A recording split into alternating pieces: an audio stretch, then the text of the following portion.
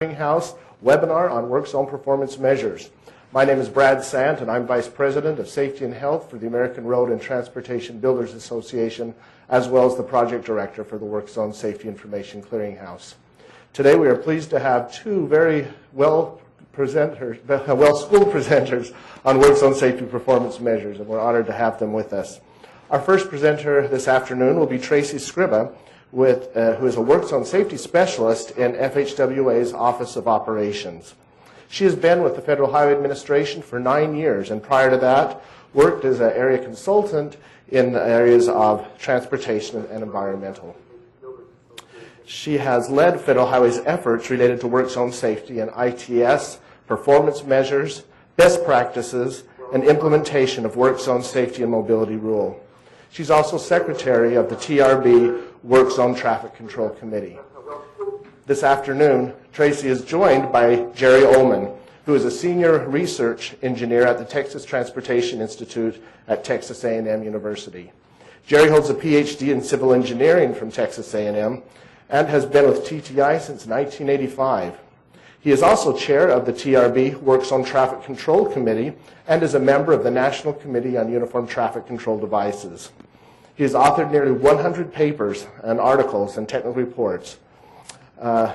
He is a registered professional engineer in the state of Texas and is also the manager of the Work Zone Clearinghouse at TTI. So we're grateful to have both Jerry and Tracy with us, and we'll turn the time first over to Tracy. Hello, good morning and good afternoon. I'm going to start off our presentation today on performance measures by describing a little bit about what work zone performance measures are and why they're important, and try and dispel a few myths about performance measures and just kind of introduce some of the challenges involved, and then turn it over to Jerry to walk us through some practical applications and how we can actually implement performance measures in our agencies. So to start it off, to define work zone performance measurement, essentially it's determining progress or a level of attainment towards specific defined agency objectives. So as an agency, if we want to make sure our work zones are safe and they're efficient, they provide for reasonable traffic flow, how do we do that? Well, one way we know if that's happening, we need to have some kind of objectives and measures to assess that. So areas that measures can be categorized into or safety and mobility, as well as customer satisfaction is a frequently used measure, and then also looking at agency or contractor efficiency and quality, because obviously, ultimately, we're out there to build the projects, and we want to do them in a way that provides for reasonable and safe traffic flow. Using performance measures helps us have some evidence or hard data to make our decisions by, so that's a key element of having measures. So following on that, why are measures important? And why can they help us? Why are they useful to us? Well, first of all, having specific performance measures can help us quantify work zone impacts. How are work zones affecting motorists? How are they affecting the safety and mobility in the work zone? How are they affecting the safety of workers as well? There are some of the decisions we make that can affect worker safety as well. And what actions are we taking to mitigate impacts? That can be using certain kinds of devices, that can be using certain kinds of strategies, that can be even things like accelerating construction can have a positive effect on work zone safety and mobility. And what are the effects of those actions that are taken? So trying to quantify that is one reason to have measures. Another reason, this is kind of a category of reasons, is to guide investment decisions, policy development, and our program priorities. So having some sort of measures can help us identify trends. Are our work zones getting safer? Are we doing a better job of mobility in our work zones? So if we look at trends over time, it can help us assess not just did one project go well, but are we doing a good job, a better job overall? As a result of that information, we can refine policies and procedures. For example, if we have a work zone policy that we're not going to allow more than 15 minutes of delay, do we know if we're meeting that? Do we know if that's a reasonable objective? And so if we have some data to look at that through our measures, we can assess those kinds of policies. Maybe we have a policy to use liquidated damages for lane closure restriction violations. Is that policy seem to be effective, for example?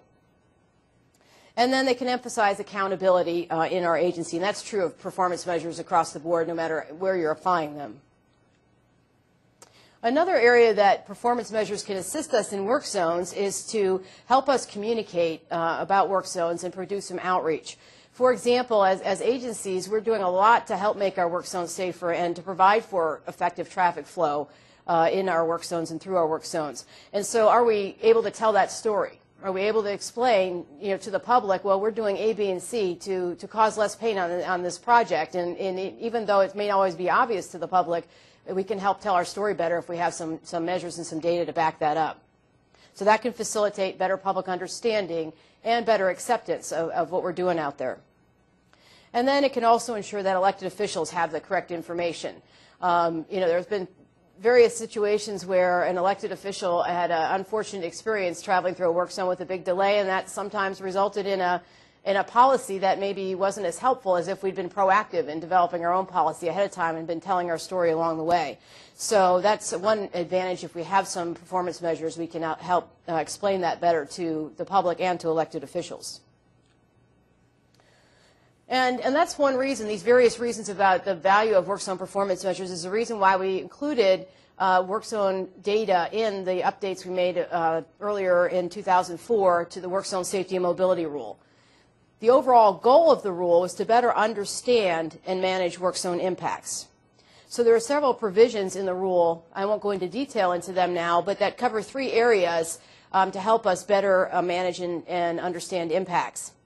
One was impacts assessment, basically what kind of impacts do we think we're going to have on an upcoming project and what kind of impacts actually result. And then to use data to make improvements on a given project. If we're seeing an issue out there, if we have some data to back that up, it can help us identify what's going on. And then also to use it to make improvements, as I mentioned earlier, in policies over time. So that can be a helpful reason to have data. So at those two levels. And then process reviews. The rule requires a comprehensive work zone process review every 2 years, and having some data from some performance measures to use during that every 2-year assessment can be very helpful for making improvements to policies and practices. Just to mention a little bit more on those data provisions, because that's where a lot of the performance measure aspect fits in. I mentioned they're kind of at the project level and at the process level. And the reason for that is if we can identify an issue on an ongoing project, we certainly, if we're having some crashes out there, we certainly want to solve that now. We don't want to wait till we look at a bunch of projects down the road to make an improvement on the project. At the same time, if we're seeing similar issues crop up over time on several projects, that may mean that we maybe need to revise some of our standard designs, for example, to better implement that on future projects so we can avoid problems. So that's kind of the reason for having two different levels. And then, of course, you need to have some way of managing that data, so the rule recommends having some kind of whatever resource might be helpful to do that. Just to give one snapshot of work zone performance on a national basis, this is a tool that Federal Highway created early in the 2000s, actually, and we implemented it in 2003. It's the work zone self-assessment. The colored bars, the sets of colored bars on the graph represent 6 different areas in the self-assessment. And there are questions, 46 in total, spread across those 6 areas. And it's basically our division offices in each state and Federal Highway work with the state to help the state assess practices in those 6 categories. And so it's asking about, about the policy section. You're asking, do they have a policy, for example, or a goal for work zone safety? And then the evaluation section on the far right would, for example, be asking, are they, is the agency collecting some kind of data to evaluate that measure? And then in between, you've got things like what's happening during design and what's happening during construction to help manage traffic, for example. So there's a lot of practices covered in there. As you can see, look across those colored bars, there's definitely been improvement since 2003 in each of the 6 areas. The evaluation section, which is part of what we're talking about today with performance measures, is the area that has lagged the most across the country on average in terms of work zone practices. And just to clarify the scale is a 0 to 15 scale, and it's done on basically where are you in the stage of developing measures and implementing or developing practices, implementing them, and then assessing them. So actually at the point of 7 to 9 is when an agency starts to implement a practice. So with the 10.3 national average on the scale across all the questions, that means most agencies are in the next step, which is starting to assess how is that practice working. We've been implementing it for a little while. How is it working? So as you can see with the 7.5 in program evaluation, we're kind of still early in the implementation stage of using measures and collecting data to assess those measures.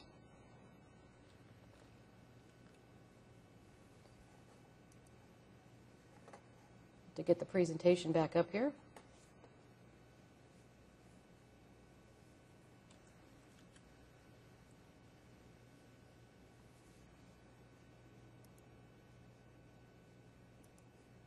Okay, so let me talk now about a few myths related to work zone performance measures and try to dispel those because I know I've heard them certainly from plenty of people as, gosh, this idea of work zone performance measures sounds daunting. It sounds overwhelming. So, you know, what can we do that may be more within our reach? So one, I think, myth is that measurements must be obtained for all work zones. It's an all or nothing. If we don't obtain them for all our work zones, which is just too big of a task, then might not be useful. Well, the reality is you can get useful information from monitoring a set of key work zones or a sampling of work zones. It needs to, you know, making a decision based on one project, you know, changing a policy based on one project might not be wise, but do we need to have that information on all of our projects, you know, the thousands of projects that are out there every day? No. Monitoring a sample can still provide helpful information. Another possible myth is that measurements must be continuously done. If you're going to monitor a work zone, maybe you're not monitoring all the work zones, but you need to monitor those work zones 24/7. And the reality is, if you obtain key measures at the right time, that can still provide some helpful information. For example, if you know, maybe some sampling of travel time runs are done to assess overall mobility in the work zone.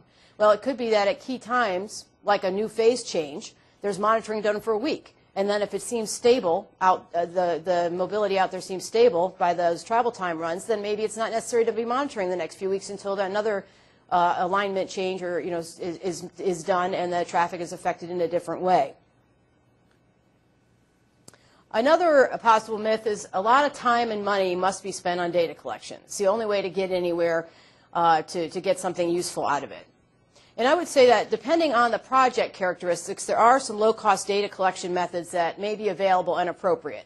Some of those are manual, some of those use technology, some of those make use of existing data that the agency may already have, such as in a traffic management center. So it doesn't necessarily mean a lot of time and money must be spent.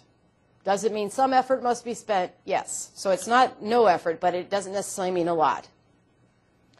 Essentially, a way to look at work zone performance measurement is that it's a tool that an agency can use to help accomplish its mission more effectively, to do it smarter, to maybe do it more efficiently. I'm going to transition now to the second area of the presentation, which Jerry Ullman's going to talk about. And this is kind of, well, how do we actually make this happen? I've kind of talked at the higher level and introduced a number of the concepts, and then Jerry's going to provide some specific ways that you can actually implement it in your agency.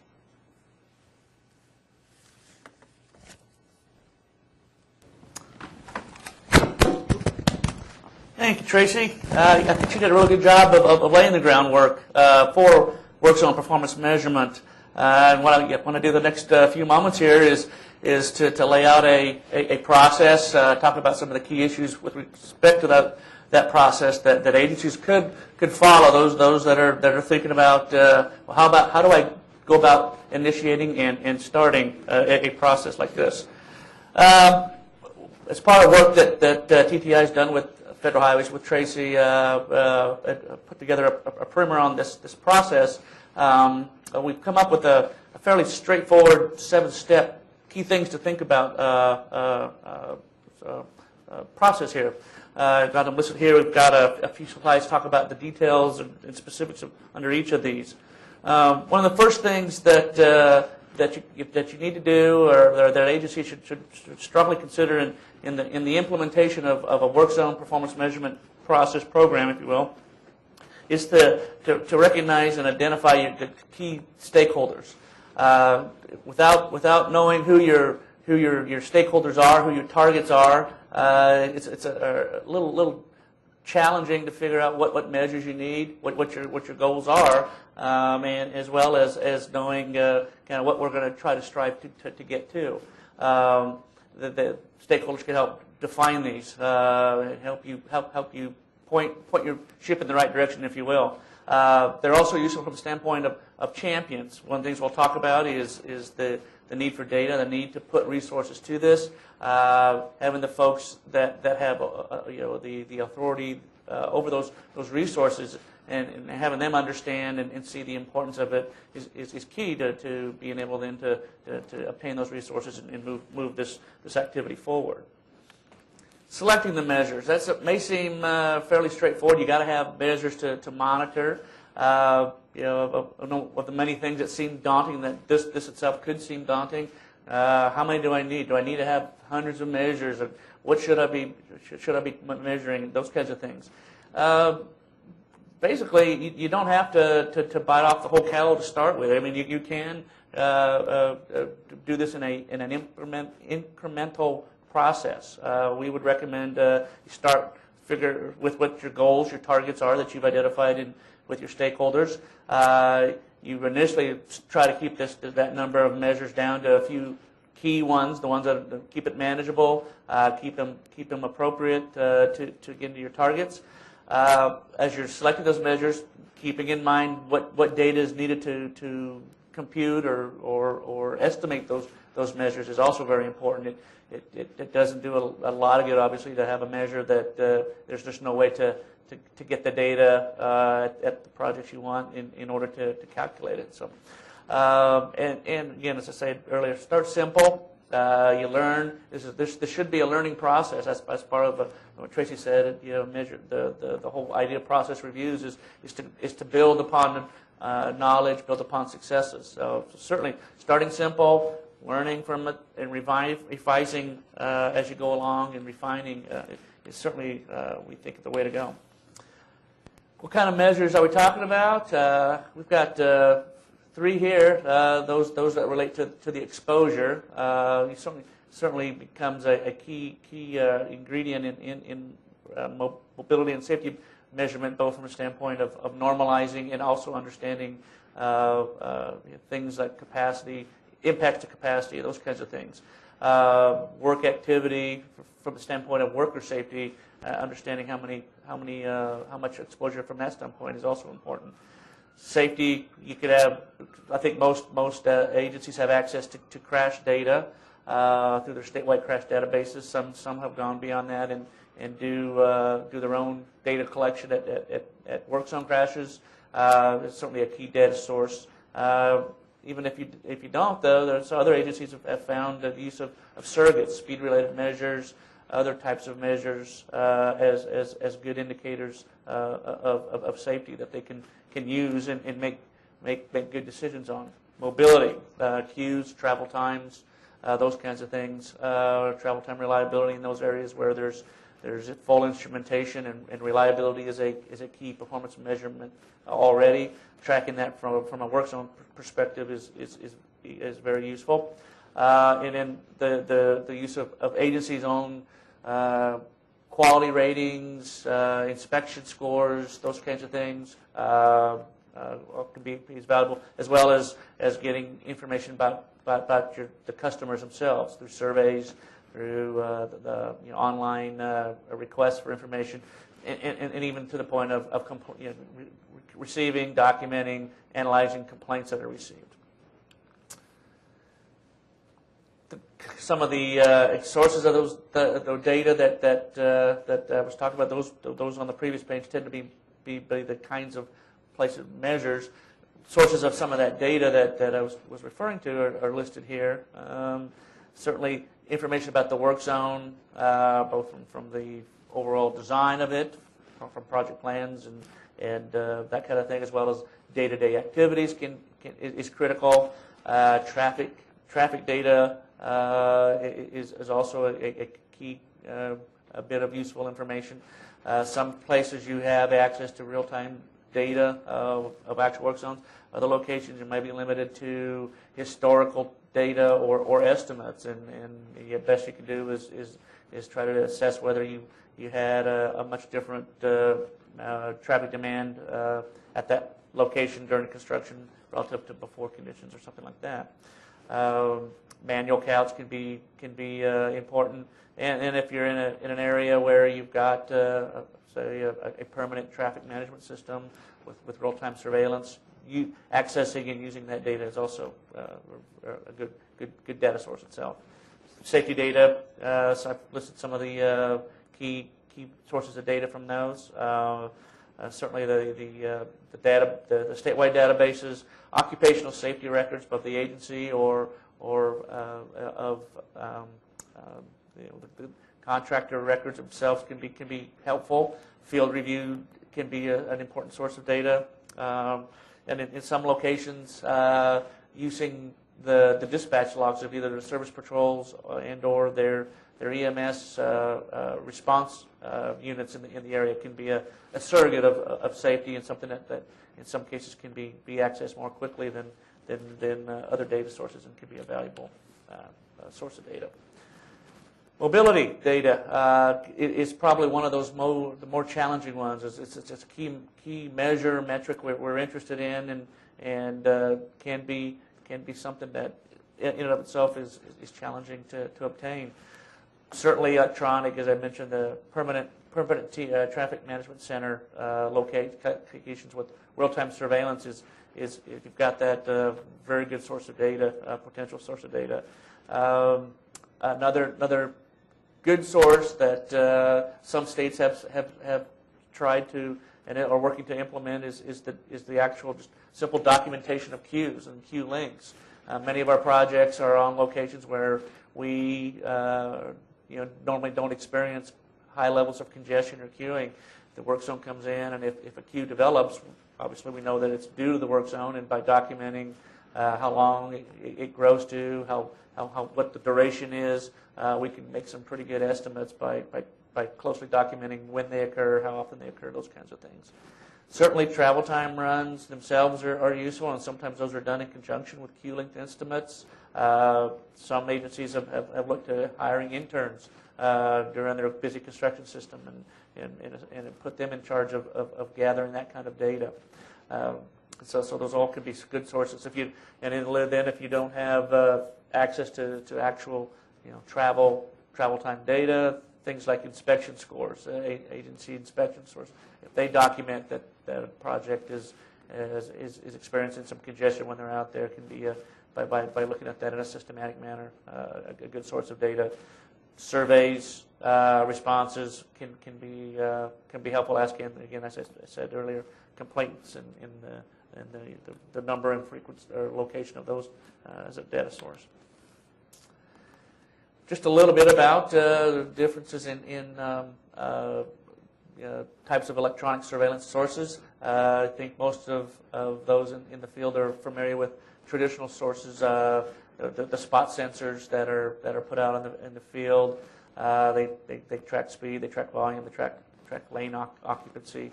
You can use those if they're located in the right locations and spaced closely enough as a very good source of data. You're obviously in a permanent installation, limited mostly to the locations where they already exist and can make use of that. Many work zones, or more and more work zones, are deploying portable work zone ITS systems. That itself can also be a source of data for performance measurement. It's typically being implemented for other reasons, traveler information, those types of things. But by ensuring that the data that's being gathered for that purpose is being archived and stored in a way that you can come back and access it. Good source of electronic traffic surveillance data. And then in the last couple of years, there's been a expansion or increase in improvements, if you will, in devices that are fairly quick to deploy. We've got devices on trailers that are self-contained, solar powered, can be installed fairly quickly. Many of these work zone ITS deployments make use of those. There's either O's or even FAT or even even quicker, that are self-contained in drums and other types of traffic control devices that can be is almost instantaneously put out and provide useful data. Another emerging source of data that can be used for performance measurements are the devices that allow us to get point-to-point travel time data. There's a number of those listed here, locations where you've got toll lanes, certainly can utilize toll tags and obtain point-to-point travel times through toll tag reader, anonymous toll tag reader, matching, that kind of a thing. Automatic vehicle location systems on fleet vehicles can be used. Typically, access to that kind of data can be a challenge, but certainly is, depending on your region, your location, a viable alternative. License plate recognition systems can be used, same kind of thing, to track from point to point elapsed travel times. Cellular telephone tracking, of signal tracking, and most most recently the use of Bluetooth tracking, where the devices that emit Bluetooth signals can be monitored through some antenna systems that then match up the addresses of those readers themselves and give you point-to-point travel time very quickly and easily. Another area that I think some agencies are exploring right now as we speak is the availability of private sector data of this type that can be accessed and exchanged in various ways for use in work zone performance measurements. So you've got quite a range of possibilities in terms of data for mobility measurement. Documentation of queues, as I said earlier, can be done manually, and you can obtain good estimates of impacts, both direct indications of queuing. As we'll talk a little bit later here, that you can actually do some rudimentary estimates based on some traffic flow theory and come up with delays and travel times with just queue length data. We'll show you in a minute. Key thing, though, is if you're going to be doing that, the better the queue pattern is documented, the better. We show here a possible manual queue length documentation form that could you provide to your field inspectors or your interns or whoever, and by specifically documenting where and hour by hour how long the queue length is, provide you a good bit of data source. So spent quite a bit of time talking about the data and the importance of data, and data is critical. As Tracy said, we don't necessarily have to monitor all the work zones or all the time of all the work zones, but we do have to have some type of data upon which to base our analysis and perform our analysis. I want to talk today now about two techniques that may come in handy as part of the process. And that would be one where you're, as I was just indicating, we collected queue length data, and we're interested in trying to estimate how much delay does that correspond to. If perhaps your agency has a policy on delay that you're trying to check to see whether you've met or exceeded, but all you have is queue lengths because it's a location where you didn't have other sources of data. So we'll talk about that, and then we'll also talk about how you could use spot speed, spot surveillance, electronic surveillance data, and estimate queue lengths from that in duration. What we show here is a very simple. It's based on Greenshield's linear speed flow or speed density model, and assuming that, granted, it's very simplistic, but it does allow you to try to come up with a way to at least approximate the amount of delay that somebody who entered a queue of a given length on a given type of facility is experiencing. It consists of two parts. The queue, which you assume if it has backed up from the lane closure bottleneck point, is operating at a certain average speed in queue as depicted in this equation here. And then you've got another section where it's the speed through the work zone, and if you're congested conditions, a reasonable assumption may be that your speeds in your work zone area, once you've gotten through the queue, are probably at capacity flow. And from a linear or speed density standpoint, the half of free flow speed is what we would assume. But you wouldn't need to use that. You could use whatever your agency believes is more appropriate for capacity flow conditions. Summing those up and over time, as a hour by hour, you can very easily come up with an estimate of a delay that the user would be experiencing. A couple of caveats. Again, I think I mentioned earlier, this approach works mainly only appropriate if it's locations where we don't normally have queues at that location, such that we can attribute the entire amount of queuing to the work zone. If it's a location where it normally experiences daily congestion, and we put a work zone in there, we're not going to be able to apply this because some proportion of it was there already, and we just may or may not have added to it. So we would either need some pre-work zone data of this type, or you would need to, hopefully this location, maybe we have some electronic surveillance or something like that to do the comparisons. Theoretically, there's nothing that says you'd have to rely on simplistic relationships here. They're just a good way to get started. If you've got folks that are more versed in traffic flow theory and want to use more advanced models, nothing wrong with doing that. Just the key of coming up with good estimates of speeds and queues and speeds through your work zones and the links thereof, and you yourself can come up with your own estimates of delay. Standpoint of trying to estimate how long the queues I'm having on locations where I've got spot sensor data is a similar kind of process. You might be a location or agency who has adopted queue length limits as your performance criteria, and here you'd want to know, well, how big or how long were my queues and what duration they were. The process is fairly simple here. You've got 5 basic steps where you've got where your location, where your work zone lane closure is, your locations of your sensors. You obtain your speed data over time at each of those sensor locations. You look where the speeds at each sensor location drop below what you've identified as a queue threshold, and the length of that duration that is below that threshold.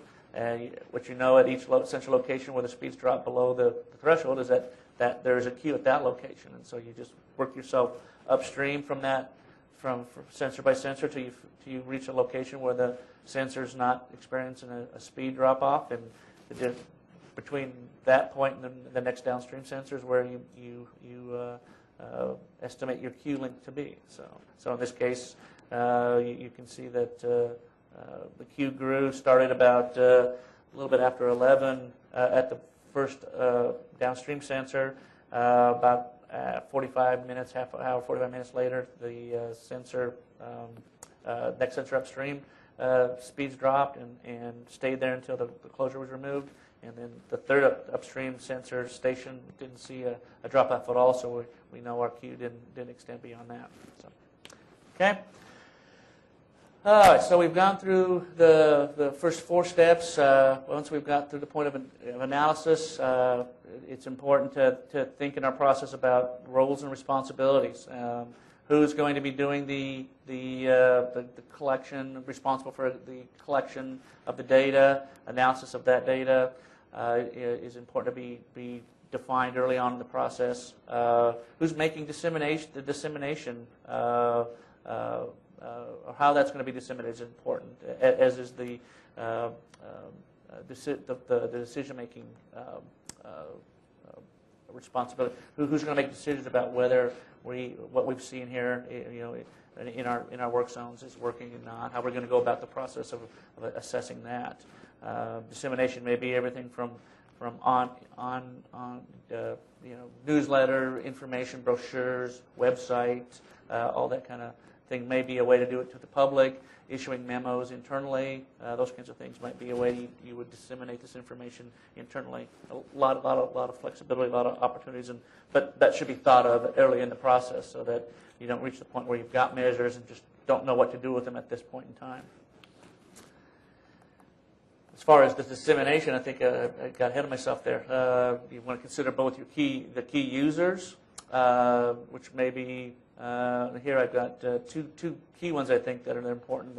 Think about your technical managers, your decision makers within your own agency, how you're going to get that information out to them, what formats they need it, how much information do they need, and then think about the public themselves, the public as well as political leaders, and what we need to say from that standpoint. So, key thing there, making sure that the measures are tailored and the messages are tailored.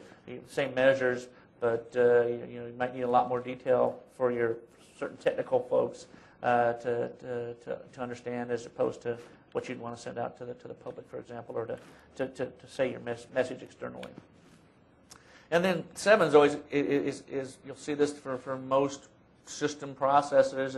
It's the refine and review and refine. Once you've established your program, your process itself, it doesn't mean you're necessarily done. You've only done the biggest bulk of the work of getting things started, but every so often you should go back and take a look at what have we learned from things. What have we changed? What have we changed? What needs to be changed? Do our measures help us? Are we able to tell good information or make good decisions based on what we're gathering? Have we been able to point on what our issues are, what our challenges are, what we need to change based on the measures that we've obtained? So that should be done. That should be an ongoing process. It ties in very nicely with the safety and mobility rule and the need for periodic process reviews, and it just makes a lot of sense. So that's the seven step, not the 12-step program, but it's a 7-step process that we think is fairly straightforward.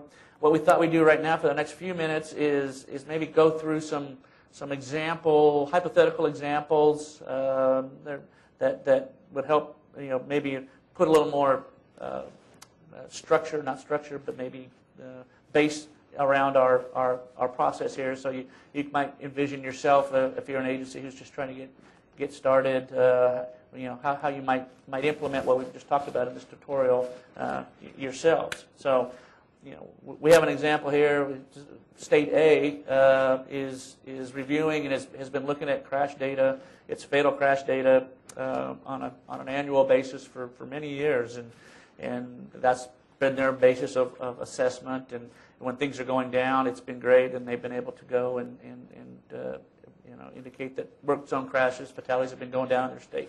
Well, the last couple of years, all of a sudden they saw fatalities go up, and increased fatalities is never a good thing. So they start to wonder, why did that happen? Well, looking at strictly crashes, fatal crashes doesn't really allow you to do much more than to determine if you've got them more or less. So the agency said, you know what, we're going to change our process a little bit, and we're going to go from just looking at crashes to looking at change in a severe crash rate. This group is like me, a little old school, understood crash rates, so that's what they decided to go on, and decided that they would do that by, they couldn't look at all the work zones, so they said, well, we'll do freeway work zones, and we're going to have at the districts in this particular state evaluate 2 of its work zones annually and provide that information, and that's what we'll evaluate as at least the way to get started in this process. You notice they didn't try to do all the work zones.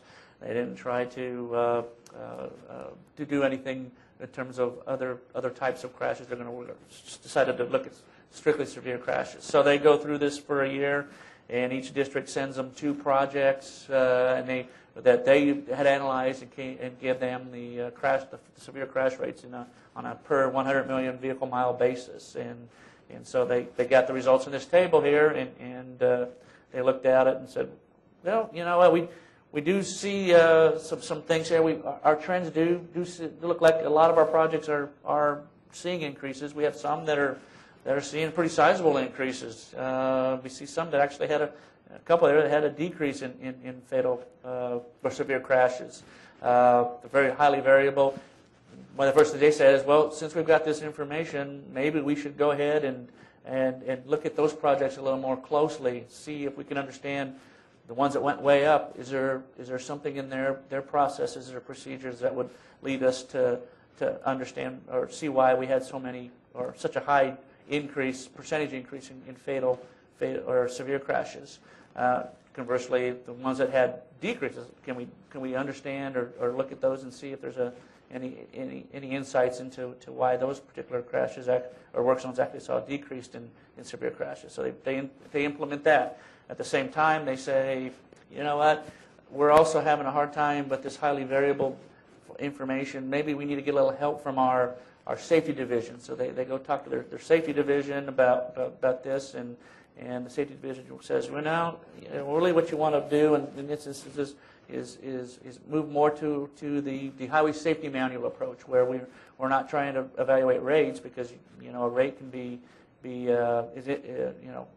you might see large changes in rates even though you have small numbers of projects involved or small numbers of crashes, and that adds to the variability and that kind of thing. So they got some help from their safety division and went through a highway safety manual process where for each project they estimated what the expected crash number of severe crashes would have been if the work zone hadn't been there. This happened the following year, and then they calculated what actual number of severe crashes were and did a comparison and see the results here. And they concluded that hey, we do see some crashes that are occurring or increased that are occurring. It seems to be about a 30% increase. Now they go back and want start to analyze the crashes a little bit more, or those projects a little more detail again, and see if they can understand why in those locations where they were seeing increases, why they were. So, and this could go on an annual basis as well. Maybe they'd expand the number of projects, the types of roads, those kinds of things. But certainly an example of how an agency might implement a safety-based works on performance measurement program or process. There's another example we'll take, and this one will focus on mobility. And we'll assume it's an agency. I think a number of agencies out there do have mobility-based policies. We're going to limit delays on our projects to no more than some number. This agency happened to have a policy that said we're not going to allow any more than maximum 15-minute delays for motorists. That was their policy. They, at the same time as having it over the last several years, they've noticed that they're averaging a number of complaints per month from motorists saying, hey, you're backing me up, you delayed me to my destination, what are you guys doing, why can't you do a better job of this? And they started talking to us and realized we don't know whether we're meeting our goal or our policy right now. So they said, well, we're going to institute a practice to get some data, start monitoring our work zones. And they instituted a process where they're going to have their inspectors document any and all queues that occur at the projects when they're out there working, and that they would report that back to their supervisors, and that would be sent over to the headquarters for processing. What we have here, and then they went through this whole summer construction season, and there was 31 projects in this agency. Let's say total, 3 of them were locations, or 3 of the projects had documentation that queues occurred. So out of the other 28, there was no instances where there was any queuing documented at those locations during any time when there was work going on. The inspector had documented the queues, and as you see here, followed our little process we talked about earlier. So they estimated some per vehicle delays, and then totaled that over the duration of the project to come up with how much total delay was generated. And as you see there's 2 locations, 2 of the 3 projects where they had very minor delays that looked like on average and as maximums. The first one there, they had seemed like on most of the days a very moderate level of delay being generated, but they did have at least one instance where delays were fairly excessive. So they said we need to rethink our process a little bit. As I said earlier, there's only 3 out of the 31, which is less than 10% of the projects that were actually experiencing congestion, which is good. Part of their policies looked like most of the policies being met. But they didn't know that they decided, but just by looking at what they just did there with the measures that they were using, how many were being excessively delayed. They knew that they had at least that one instance where delays were very excessive, but they didn't know if they were meeting, again, their policy on a basis that should give them cause to concern, or if it was just a one-time concern. So what they did is they adjusted their monitoring and their performance measures that they wanted to include, trying to the estimate of the percent of vehicles that experiencing delays greater than 15 minutes at their work zones. So they go through recomputed results of the first project, and they realized that when they recalculated it and looked at the queuing patterns and resulting delays from that they only had a very, very small number of vehicles over each day that would exceed the 15-minute delay. They did have some. They had 1.2% that did. And that if it was a queuing condition, 15% of them, of those that experienced a queue, experienced a delay that was greater than 15 minutes. But it did help them do a better assessment of their monitoring, of their policy. And so what they decided to do, that they were going to, as the next steps, increase the amount of monitoring that they were doing. And they, in this example, they decided to hire some interns during the summer. The project engineers, they had heard through the grapevine, were a little concerned about the amount of effort it was taking to collect this Q-Link data by their inspectors, and so they said, well, we're going to put some more resources to the collection process. They decided then that maybe it's not just major projects. Let's extend this policy to our maintenance work zones, and so the director extended that policy to monitoring to maintenance work zones.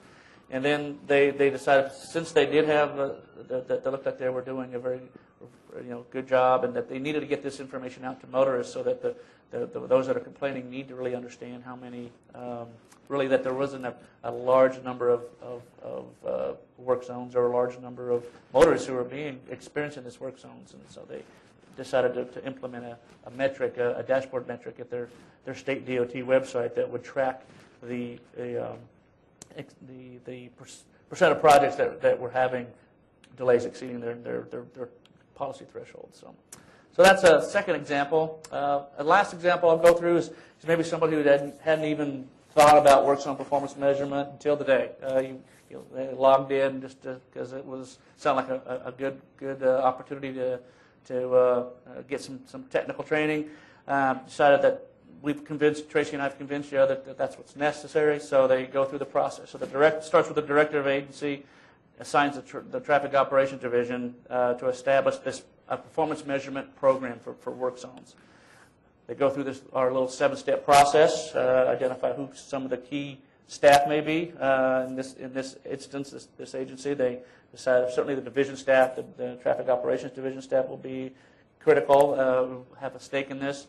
District engineers will be as well, because the director has decided that that's going to be a part of their performance evaluations. It will be these metrics. So certainly district engineers are very interested in the process. Public Information Office, as well as the Project Design Division, where other folks at this agency decided should be involved. They looked at their performance targets. They had a policy about vehicle delays being less than 15 minutes. They established another policy where they wanted that if it had to be anybody didn't meet the 15-minute delay, any user who encountered delay was going to encounter delay, that they be warned. At least 85% of those users who were going to be running into a delay would know in advance that they were going to be encountering delay. That was a policy decision, a target that they established. Another one on crashes. They wanted to establish a policy or a target that there would be no more than a 20% increase in their work zone crashes compared to expected based on highway safety manual estimates. So they had those targets. They came up with 3 measures here. Monitoring individual vehicle delays during hours of delay. That seems kind of redundant, but you know, what we're saying is we're not going to worry about delays, obviously, if you don't have any delay present.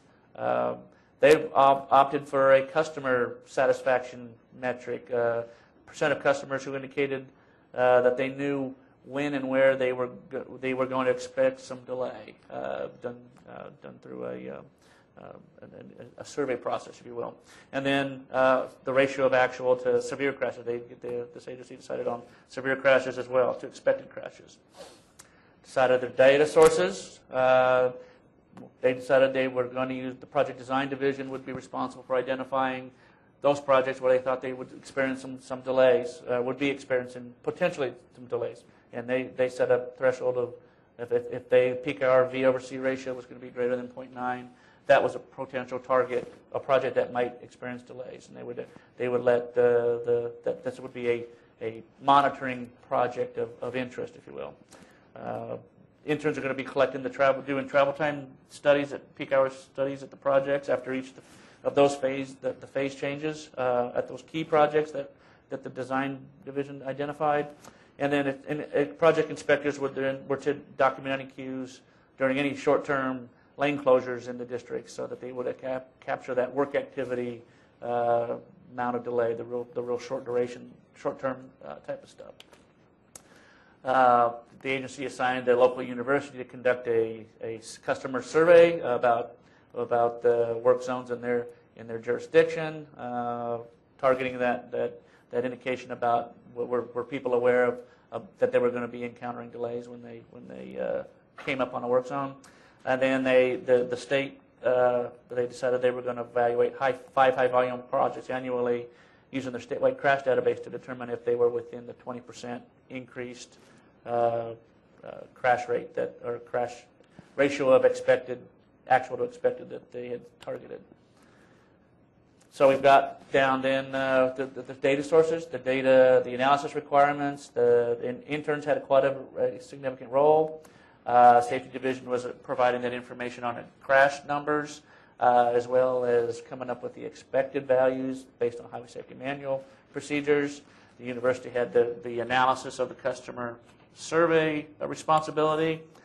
The division staff, the traffic operations division staff, had a responsibility of hiring the interns, coordinating the information collected, assessing the implications of the measures on agency policies and operations once they had the measures back. And then the district's engineer's responsibility was to make it a requirement that the project inspectors were documenting the queues. So that was their role. As I said earlier, design vision, they were identifying those key projects that there was a potential for peak hour congestion to result. Safety division had responsibility for the crash analysis, or at least assisting in that.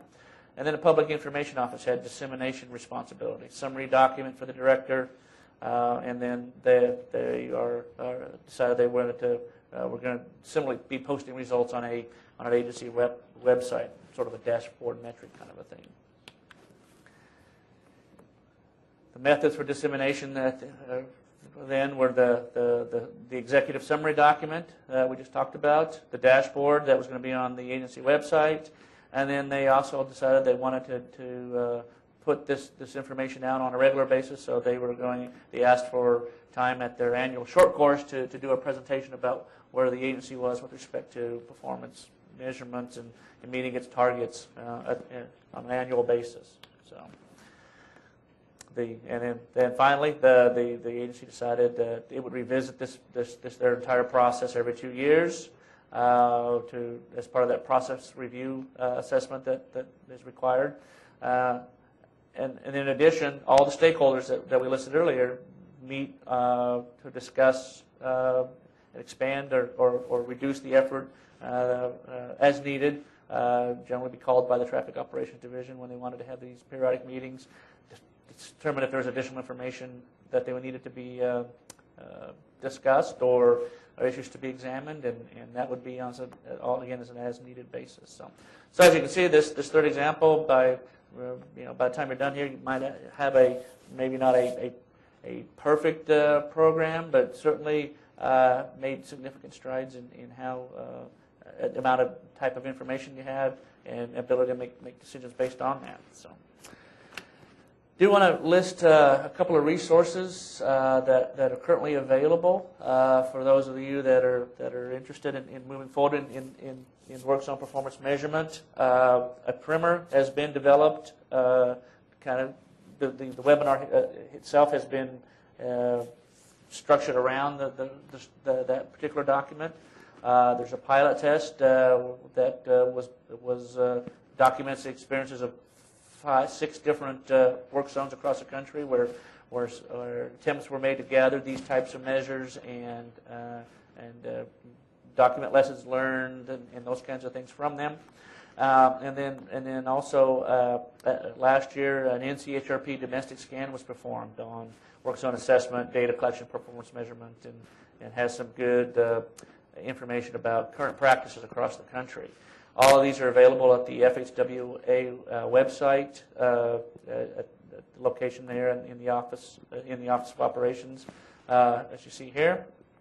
And with that, I think that concludes our webinar. I think Tracy and I would be happy to take any questions that have developed over the last hour, I guess it's been. So. Yeah, Jerry, I think we do have a few questions that have come in, and we invite those of you who are viewing online to go ahead and send your questions. You'll see the box on the lower left-hand side where you can submit questions to our presenters. Our first question asks, do you have any examples of agencies who are currently doing work zones performance monitoring and measurements? You want to take that one? I can start off on that. We were aware of a few agencies doing some efforts in work zone performance monitoring. We were able to identify some other ones as well through the domestic scan that was done last year that Jerry just mentioned. A couple of examples, these are a couple different types of examples. For several years now, Ohio DOT has been doing a more intense assessment of crash data in its work zones. So usually during the winter season, pick a sampling of projects for the upcoming construction season and gather the historical crash data on that and put it into a kind of a spreadsheet analysis system that's created. And then during the project, it'll track those crashes by working with the local police agencies to get crash reports in a timely way, at least every 2 weeks, to enter the data into their system and look at how is the crash frequency during the project versus before the project. And ideally in that situation what they're looking for is any other significant differentials where we've seen crashes go up significantly. If so, something's going on out there. And let's go look into it a little bit further and see if we can identify what's going on and make some kind of corrective action there to reduce those crashes during that project. And then they've also looked at some of that data over time and have made a number of changes to their design standards for future projects to better address issues, such as providing a little longer acceleration or deceleration lanes coming into ramps, entrance to exit areas, for example, or making sure they're analyzing ramp capacity as part of their process so they don't have queues back up onto the main line when there's a project going on. So that would be one example. Another one that we learned through the domestic scan related to mobility measures is in Michigan. Michigan had allowed a certain amount of minutes of delay. I think it was 12 minutes. Does that sound right? 12 minutes of delay per work zone. And then what they would do is selective sampling in their work zones, whether it was with a trailer with a sensor on it, or sometimes interns doing travel time runs. They would monitor data at key points in the work zone at the beginning and maybe at stage changes, and then collect that and analyze it, and found that they were hitting their target. I think it was over around 90% of the time. So that was helpful to them to be able to do some sampling. And then another type of performance metric is Missouri DOT, which has done surveys both of their both kind of more intense inspections with their internal staff to rate work zones, but also any staff in the DOT could fill out a survey about any work zones that happens to drive through, and then the survey is also available online to the public. And they were looking at basically visibility, getting through the work zone, looking at traffic flow, and general assessments of safety getting through the work zone. So they were looking at a number of those kind of measures. So that would be another example of a way to do that. And in their case, the survey was on their website, so they weren't needing to mail that out to gather additional information. Of course, when you're looking at measures coming in, like ratings coming from different audiences, you need to kind of keep in mind that you kind of look at that collectively and see, because sometimes the ratings from certain groups will be higher or lower than other groups, and you need to factor that into how you use that data to make decisions. I don't know if you wanted to add any No, other they did a good examples? job. Those are good. All right. Our next question asks, what are the key challenges to implementing work zone performance measures? What are the big hurdles to overcome there? Did we miss that in the? Okay, we had a slide that talked about that. Certainly, the biggest challenges are number one, defining the objectives that you have for your program, your process, making sure that those objectives are reasonable, that they're acceptable to all parties, all your stakeholders, that you're agreeing to track and to basically evaluate yourself to, and then that the measures themselves are useful. They allow you to track performance, track progress towards goals, to be able to assess whether there's a need to make changes, those kinds of things.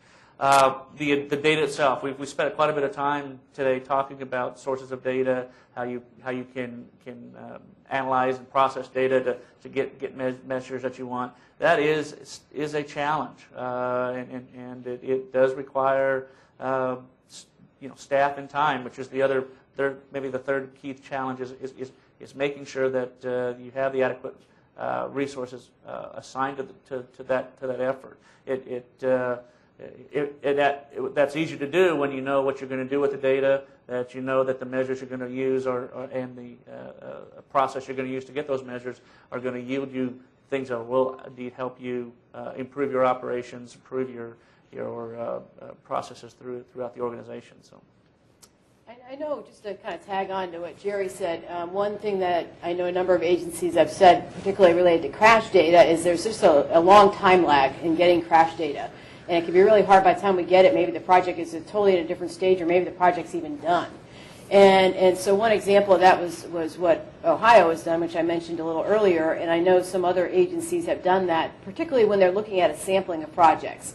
That they are able to maybe get the data in a quicker way. I know North Carolina DOT right now has some large projects going on, 2 projects near each other on an interstate, and what they've done in that area, because it's the area even had a significant crash history without a work zone there, is they have worked with the enforcement community and those stakeholders there to get reports in a much more timely way. So they're actually getting crash information on a weekly basis, so they can look at that and identify issues, make adjustments, target enforcement efforts based on what that data is showing. So I would say maybe states that have electronic crash systems where the information goes in right away electronically have much quicker access to that data. But even if you don't have that situation in your state, if you pick, again, that's the sampling effect. Picking a target group of work zones can enable that to be manageable working with the enforcement community.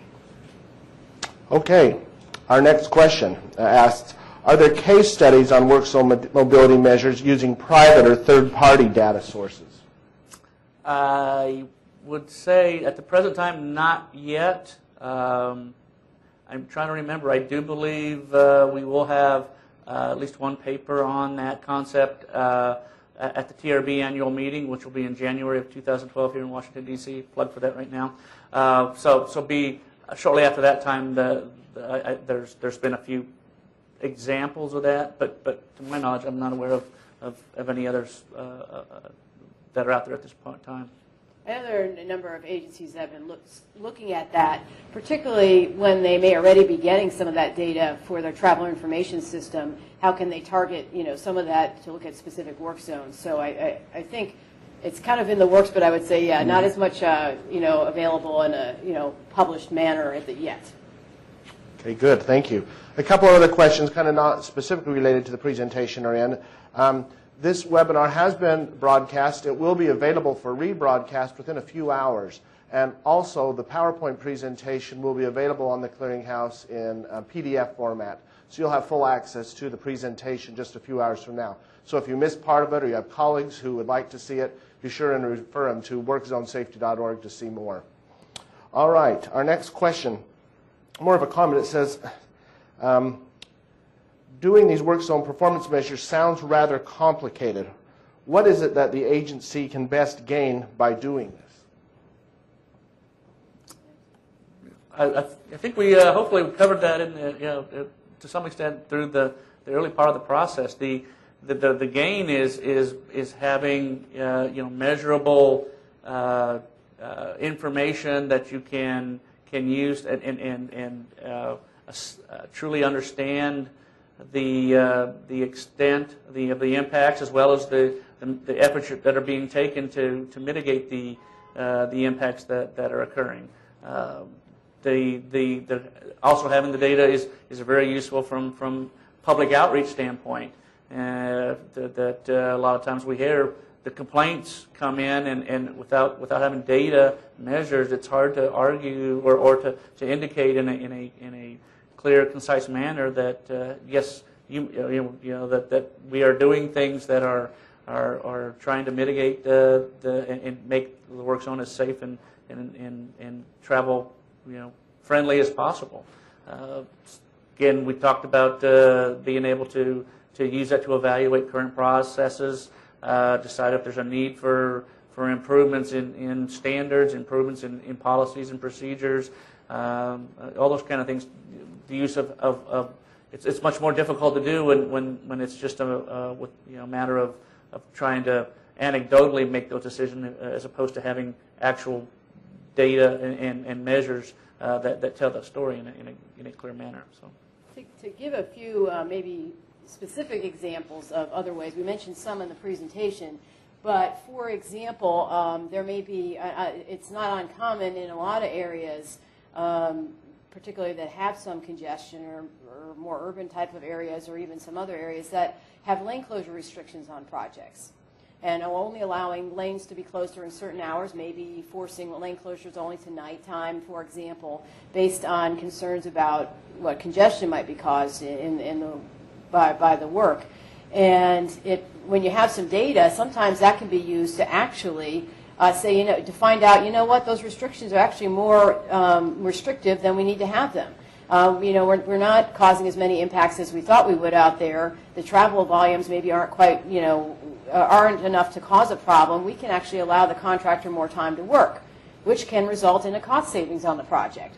So, there's some practical ways that the information can be used. Another way is to, if you have some data on speeding in work zones, or speeding in that road stretch of road, targeting enforcement efforts to the locations where it would be most useful. In talking with different states across the country, I find it's rare that a state can get enforcement on every work zone it wants out there because of budget concerns, because of not enough law enforcement to allow them to perform their normal duties as well as do extra patrol in work zones. Having some data about speeds, for example, could help target those efforts to the areas that are most critical. And use those resources the most effectively in the situation. So without having some kind of data and deciding that those are maybe a few key measures to look at, it's a lot harder to make those decisions, and you're kind of guessing at that, and maybe your resources aren't being used as effectively as they could be. So those are just a few specific examples. Very good. I think our final question is, what would you recommend as a first step or the first bite of the apple for an agency who has not done much of this work in the past but is looking to get started? Well, I guess the first step I think would be is we kind of try to describe a staging process. So it's to start small, I would say, is one thing. To start with something manageable and to pick, maybe it's one measure, maybe two measures, but pick a few just a real short list of measures, and to look at what would be the most meaningful in the agency for what we're doing here. Like maybe the agency is having a struggle with what kind of incentives, disincentives to put on projects. Maybe that's always a big debate. And maybe having some additional information on what kind of impacts are being caused out there. Well, maybe we want to actually target travel times or queues when we have lane closures out there to decide what kind of incentive, disincentives we should put to accelerate a project. Are we spending our money appropriately? Maybe that's the debate in the agency. And that would be a key thing, to say, hey, are we putting too big of an incentive on this project or not big enough incentives? So I would say look at what, look at what are some of the key kind of questions that tend to come up on projects, and then from that pick a measure that maybe would help you answer, a question that maybe is already there. So that would be my recommendation, is to really focus on the meaningful thing, something that's going to be meaningful and bite off a small enough, a piece that you can actually get some useful information to go forward with. And then when you have success there, I think it's a little easier to say, well, hey, we can see how we could do that over here too, and do that over here too, and get some benefit from it.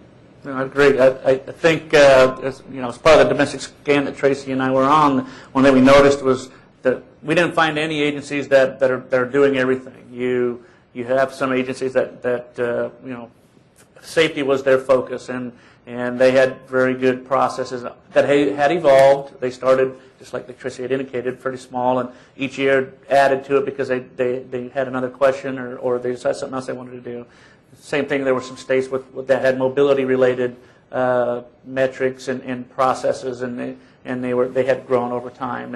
And so, yeah, if we gave the impression that you have to jump in and do them all, that probably would be a how we would say not to do it. You really have to learn. Each agency's got its own unique, requirements, its policies, its data sources, or its organizational requirements are all unique. And so, starting small, I would say, you start with the stakeholders, figure out who it is that have interest in these. There's who's got the questions that are most pressing and thus have a vested interest in an answer to those questions, and just go from there on an incremental basis. I agree completely. Okay. Another question has come in, and it's, do you have any information regarding the number of staff that are devoted to this task only in Ohio, for example? I can't say, I guess, specifically, but my understanding is it's not full-time staff, devoted to this area. There are some staff that work in the safety division or safety area that help with the, setting up their system for analysis, the spreadsheet that they use, that they can put the data in and do some now automated analysis because the spreadsheet's already, programmed to do that. There is someone spending some time every 2 weeks picking up the crash reports. Somebody has to go and actually do that, but that's not a full-time job for that person. So I would say it's a kind of a piece of probably several folks' duties. Somebody in the work zone, area specifically is spending a little bit of time looking at that data each time. So I would imagine it's adding, all that added up together is probably still, not a one full person. But I would say again, it's leveraging the skills and the expertise of those who are already doing some similar things in some fashion in the agency, and then tying them together to leverage that, and add a little bit additional work to each of their, what they're doing already. All right, very good. Well, I think that concludes our questions. We invite you, if you have additional questions or would like to discuss this, to go on to workzonesafety.org and join our listserv. And there we are able to discuss as a community a lot of these questions, and I'm sure Jerry and Tracy would be glad to jump in there if you had additional questions. Or again, you can ask one of your colleagues that may be working on this in other states. Before we conclude, we'd like to remind you that our next webinar will be on November 30th from 1 o'clock to 2:30 Eastern Standard Time. And in that webinar, we'll hear from Melissa Finley of TTI speaking on speed management in work zones. We encourage you to join us November 30th. Again, thank you for coming, and tune in to workzonesafety.org for these videos and other past webinars. All of it is on the website, and all of it is free. So take care, and we look forward to seeing you next time.